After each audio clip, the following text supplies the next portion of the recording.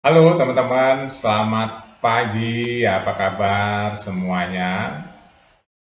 Teman-teman, saya hari ini tanggal 25 Juni 2024 ya.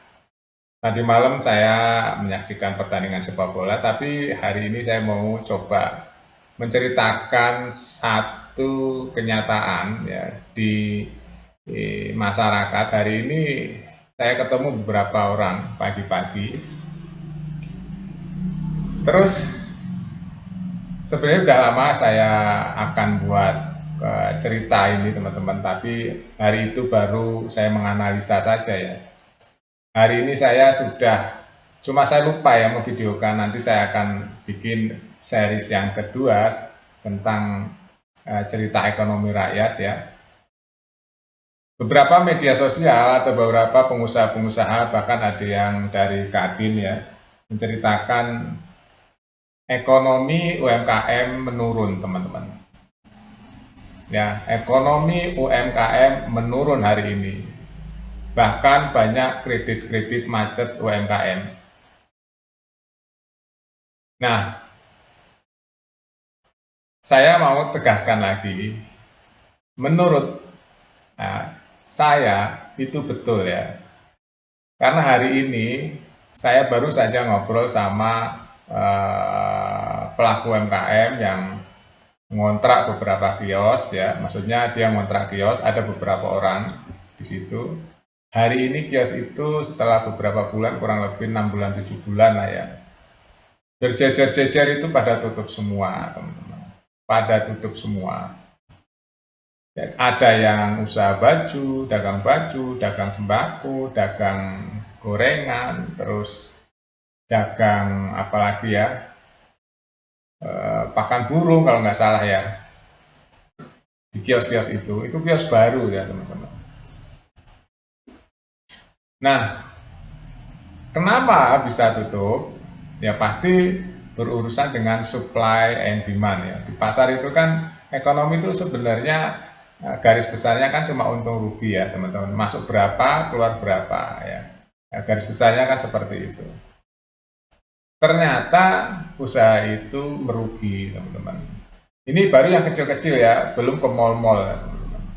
Saya sebenarnya kalau ada waktu, cuma waktunya yang belum ada, tapi saya lihat kabar-kabar yang ada di media sosial, video-video yang ada di media sosial, ternyata sama ya, ada yang di Blok M itu ya, beberapa floor itu ya kosong gitu ya.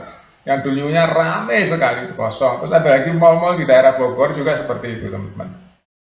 Bukan di Bogor saja, di Jakarta dan sekitarnya banyak mall-mall yang dulunya padat ya, itu kiosnya pada ditutup semua rolling door-nya. Kalau ditanya apa? Jadi nggak ke ini, bahasanya nggak ketutup teman-teman. Antara sewa dan omset itu nggak ketutup. Itu udah lama sebenarnya, ini udah bukan rahasia lagi. Itu dulu dari perpindahan dari offline ke online, ya sekarang sudah online, masih banyak lagi yang seperti itu. Nah, hari ini juga saya melihat nih ya, hari ini saya di depan mata saya sedang melihat dari IDX Channel, salah satu sektor UMKM ya, dijelaskan oleh perwakilan dari Kadin, nurunnya 30%, yang tadinya omsetnya sekitar 100 juta umpamanya sebulan, jadi 60 juta, 70 juta gitu teman-teman. Ya, bahkan banyak kredit yang macet ya karena kebutuhan naik. Nah, ini nih teman-teman. Sebenarnya saya ingin bikin video real seperti ini ya, tapi sementara saya kisahkan dulu karena memang ini benar-benar real ya. Karena saya benar-benar tiap hari ketemu masyarakat. Jadi omsetnya turun, dipicu oleh apa? Nah, ini dipicunya oleh harga-harga sembako. Ya, beras yang nggak turun-turun ya, minyak juga naik nih hari ini ya, kabar terbaru. Terus apalagi ya ya semua, karena sembako itu kan kayak lingkaran gitu ya, satu naik naik semua gitu. Belum anak-anak sekolah ya, kalau punya anak sekolah biaya kan tinggi biayanya. Nah itu nggak nutup, akhirnya modal yang untuk belanja barang stok itu tipis. Akhirnya stoknya sedikit, penjualannya juga sedikit. Akhirnya turun, dan puncaknya pada yang saya bilang awal tadi, tutuplah itu dagangan atau toko-tokonya pada tutup. Kalau sudah begini apa teman-teman?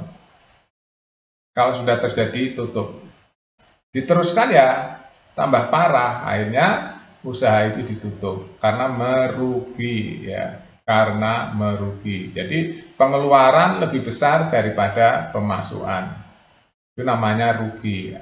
Ya akhirnya beberapa kios sepanjang jalan itu yang saya ceritakan dari awal tadi itu loh kok tutup, isinya kena debu semua, nggak terurus. Nah, itu indikasi ya di lapangan seperti itu. Itu baru satu jalan aja, teman-teman. Satu jalan yang setiap hari saya lalui. Masih banyak yang belum saya ceritakan lagi ya. Beberapa apa namanya tempat-tempat pusat perdagangan yang banyak tutup juga. Alasannya sama. Daya beli masyarakat menurun hari ini.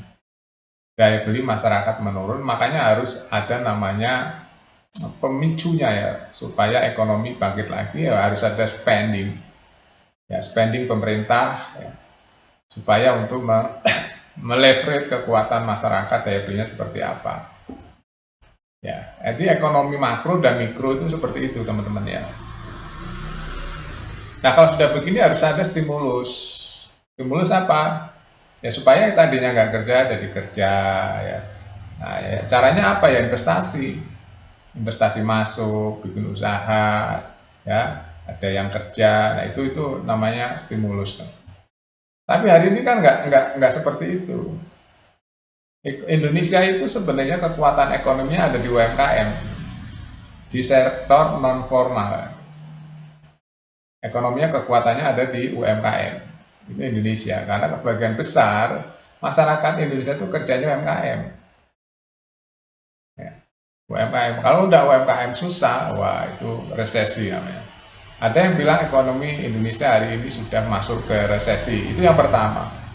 Yang kedua, dolar sudah tembus 16.300-400. Itu juga memberatkan ya, makanya semua pada naik kan. Ini tantangan lagi teman-teman, jangan sampai rakyat yang sudah susah tambah susah. Ini saya kisah nyata ya teman-teman, cerita begini.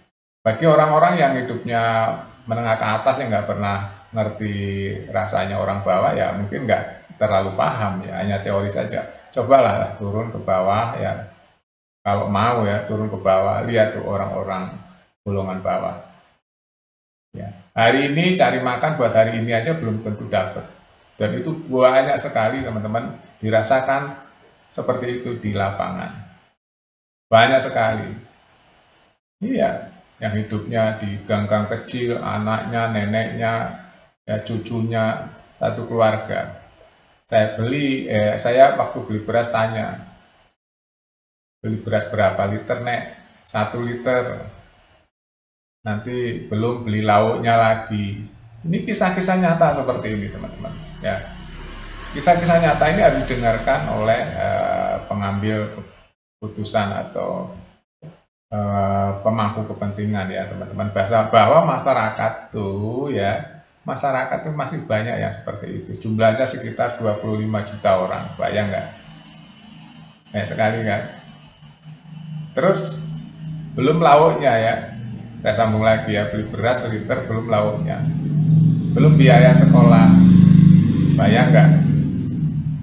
Dan itu bukan cuma satu, berjuta-juta orang yang seperti itu di Indonesia teman-teman ya.